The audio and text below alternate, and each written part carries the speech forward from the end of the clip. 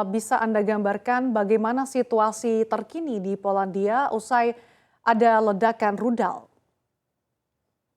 Terima kasih Mbak, untuk situasi saat ini aman terkendali. Kami juga melihat hari ini sekolah dan pertokoan masih buka, semuanya masih berjalan sesuai dengan seperti biasanya, lancar semuanya. Oke, artinya memang hingga saat ini situasinya masih cukup terkendali ya, Mbak Yohan. Lalu berdasarkan informasi atau data yang Anda dapatkan, berapa banyak kerusakan yang disebabkan oleh serangan rudal tersebut? Apakah banyak warga sipil dan juga infrastruktur yang menjadi korban serangan tersebut? Sejauh ini dari informasi yang kami dapatkan, terdapat 2 warga negara Polandia yang tewas Mhm. dan serangan terjadi di area pertanian sehingga tidak ada infrastruktur ataupun perumahan yang menjadi korban dari akibat ledakan tersebut, Mbak. Ada berapa banyak Mbak warga negara Indonesia yang tinggal di lokasi sekitar kota tersebut? Sejauh ini di Vodov belum atau tidak ada warga negara Indonesia yang tinggal di sana. Mhm. Kota paling dekat dari Zevodov adalah Lublin, letaknya 158 kilometer dari Zevodov, dan terdapat sekitar 23 warga negara Indonesia yang tercatat dalam data kami di lapor diri portal Peduli WNI. Jadi sebanyak 23 berada di 158 kilometer dari Zevodov. Oke, ada sebanyak 23 WNI yang berada di luar dari wilayah Zevodo. Sejauh ini apa imbauan dari KBRI Polandia usai adanya ledakan rudal tersebut? Tadi malam kami sudah menyampaikan dalam sosial media kami bahwa himbauan kepada seluruh warga negara Indonesia yang berada di Polandia untuk menghindari bepergian di wilayah timur Polandia atau daerah dekat perbatasan. Mhm. Sehingga kalau misalnya ada warga negara yang dekat di situ, kami menghimbau untuk menghindari wilayah tersebut. Oke, bisa Anda gambarkan Mbak Yuan sebetulnya kota Zevodov ini kota seperti apa? Apakah merupakan kota industri atau justru kota dengan padat penduduk? Kota ini sangat kecil, bisa dibilang seperti desa, dan itu lebih banyak area pertanian yang wilayahnya dekat dengan perbatasan Ukraina. Sebelumnya apakah pernah terjadi insiden serupa? Lalu apa yang dilakukan oleh pemerintah setempat terkait dengan langkah-langkah antisipatif yang dilakukan? Sejauh ini belum pernah ada situasi seperti yang terjadi kemarin siang, sehingga dari pemerintah juga masih belum ada, kami belum mendapatkan informasi resmi mengenai langkah-langkah yang akan dilakukan oleh pemerintah Polandia, Mbak. Oke, bisa dikatakan bahwa Polandia ini cukup dekat dengan wilayah perbatasan-perbatasan yang juga terkait dengan serangan Rusia dan juga Ukraina. Sebetulnya sejauh ini seperti apa situasinya dan juga langkah-langkah pencegahan yang dilakukan supaya tidak terlibat ataupun tidak terkena dampak dari penyerangan tersebut? Maksudnya dari langkah-langkah pemerintah Polandia atau gimana, Mbak? Langkah-langkah Polandia seperti apa mungkin kebijakan-kebijakan dari segi keamanan dan juga keselamatan yang dilakukan untuk para warga di sana? Sejauh ini Polandia selalu bekerja sama dengan NATO, jadi kami juga menunggu sebetulnya informasi yang dilakukan dari pemerintah setempat.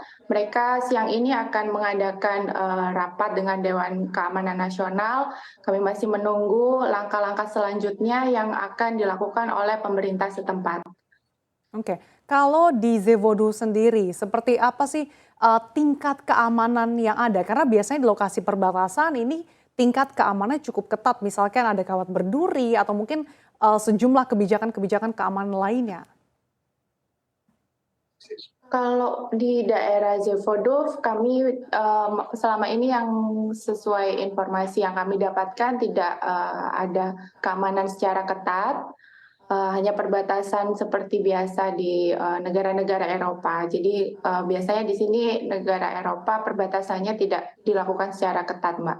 Mhm. Tidak ada rantai-rantai atau kawat berduri seperti itu. Oke, Mbak Yohan, berdasarkan informasi terakhir Amerika Serikat mengatakan bahwa, berdasarkan temuan awal rudal yang menghantam Polandia ini bukan berasal dari Rusia, melainkan dari Ukraina. Apakah Anda mendapatkan informasi lebih lanjut yang diterima oleh KBRI setempat? Kami belum menerima informasi, hanya informasi yang dari berita-berita yang tersebar, namun dari pemerintah sendiri belum ada informasi yang kami dapatkan sejauh ini. Oke, sejauh ini apa Yang ya silakan Mbak Yohan. yang kami dapat, ya, informasi yang kami dapatkan memang missile ini Russian made, tapi belum ada informasi siapa yang melakukan penembakan misil tersebut. Oke, untuk 23 WNI yang berada di luar wilayah Zevodov, apa saja himbauan ataupun langkah-langkah yang perlu diberitahukan kepada WNI tersebut untuk supaya terhindar dari dampak-dampak yang terjadi di kerusakan di daerah Zevodov, Mbak Yuan? Kami sudah menyampaikan himbauan untuk menghindari daerah-daerah perbatasan di timur. Kemudian kami juga menyampaikan hotline yang bisa dihubungi di KBRI apabila terjadi hal-hal atau situasi darurat. Kami juga terus menghimbau kepada para WNI untuk selalu melakukan lapor diri melalui portal Peduli WNI agar semuanya bisa kami pantau melalui portal tersebut. Oke, tapi kalau sejauh ini menurut Anda apakah situasi terburuk ini telah terjadi dan apakah serangan lanjutan Rusia dan Ukraina ini bisa dikatakan masih bisa berpotensi berdampak ke wilayah Polandia? Kami belum bisa menyampaikan informasi mengenai hal ini karena kami tetap terus mengamati perkembangan yang terjadi di antara Rusia dan Ukraina.